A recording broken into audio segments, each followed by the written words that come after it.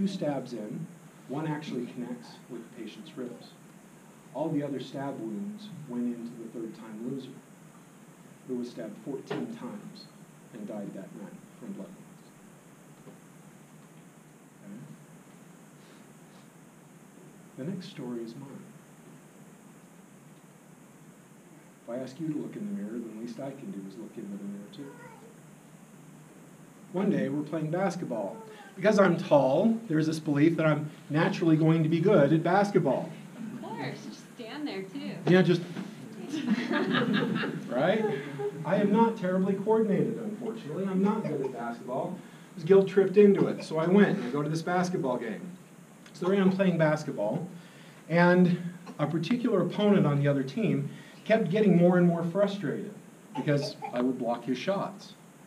And so one day after blocking one of his shots, somebody else gets the rebound and it bounces back to him. I'm walking away. I'm not wearing a shirt. Don't imagine that.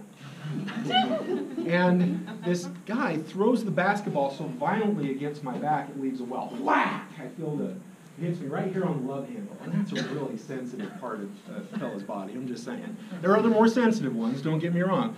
But oh boy, that stung. And so I turn around and he starts attacking me verbally. Oh, come on. Some people see, they paint with acrylic. Some paint with a tattoo gun. That is their art. Some people, their art is dance.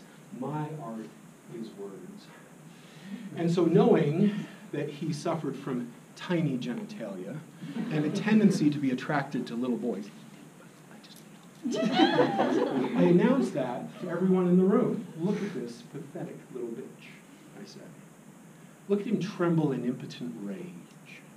Look at him as, because a simple block shot causes him to erupt like this. How insecure must he be? Your trash talking is really interesting. Not very good. Shakespearean trash talking. Yeah. It doesn't sound like you, Dr. Draper. It's pretty nice. And so I went on for several more minutes. And, you know, the nice thing about playing basketball with a well-educated crowd, they were laughing and mocking this particular man who lost his control. So I'll spare you some of the more graphic details. And so turning around, laughing to myself, he tackles me from behind.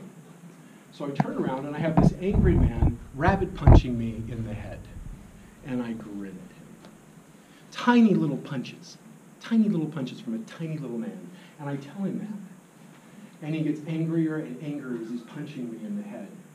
Guys, you remember your boxing? We had to invent big, heavy gloves to punch people in the skull. Believe me, when you punch people in the skull, it hurts your hand actually more than their skull. It's not like you see in movies. And so he's punching me, and I grinned up at him, and I felt greatly offended that he dared touch me in that fashion. So wrapping my hands around his throat, I began to crush his neck. And at first, his punches were in rage, right? Because I'd made fun of his genitalia, made up his sexual orientation, and mocked him in front of everyone, and I did a whole bunch of other things as well. And so he was punching me. And that little bitch, as his hands are bouncing against my skull, they went from punches of rage to punches of desperation to grabbing my head and trying to push me, but my arms are so much longer than his. So he goes from pale to red to purple as I'm feeling the bones and sinews of his neck separate underneath. What a pathetic bitch. Well, other people are opposed, damn them.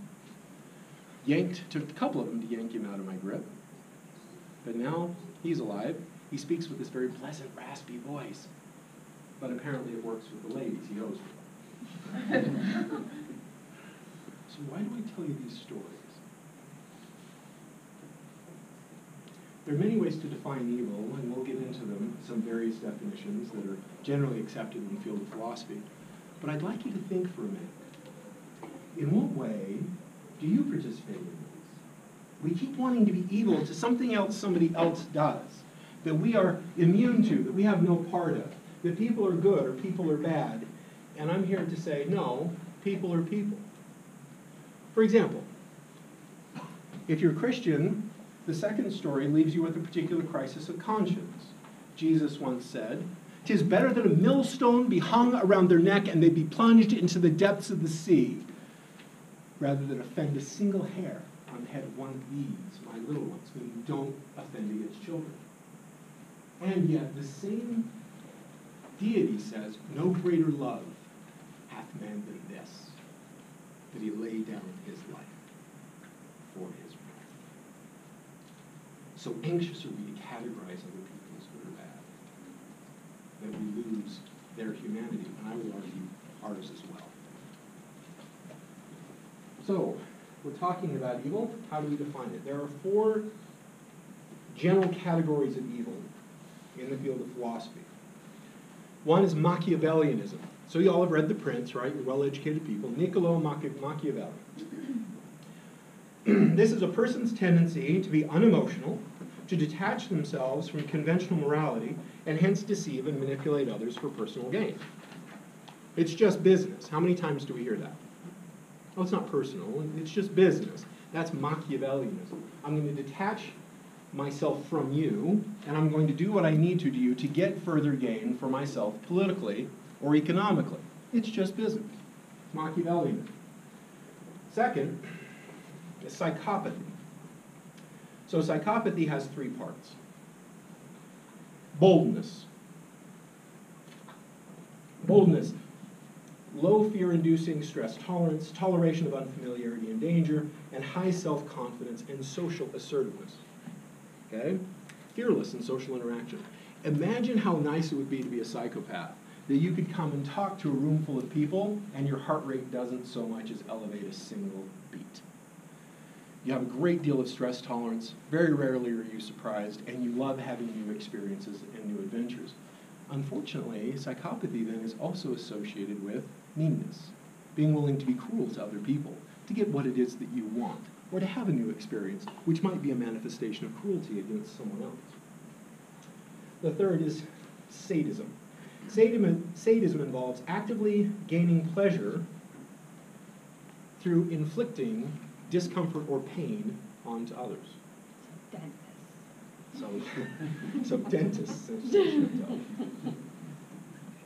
Okay, let me one up and say psychotherapists. My ex do. Your ex, okay? Probably a dentist psychotherapist, right? Yes. So then the fourth is narcissism. Self-focus, lack of empathy, lack of insight about the effect that one's behavior is having on others, and a lack of remorse for one's own actions. Now, these 4, Machiavellianism, psychopathy, sadism, narcissism, are not mutually exclusive. Any one particular example might manifest any combination of these. So let's take the first example. Young women at church, very much exorcising Sherry from their presence because of her supposedly immodest attire. Tendency to be unemotional and therefore able to detach from in order to manipulate. Machiavellianism. No. Psychopathy, boldness, disinhibition, meanness. Well, meanness, yeah. Sadism? Yeah, a little bit of sadism there. Okay?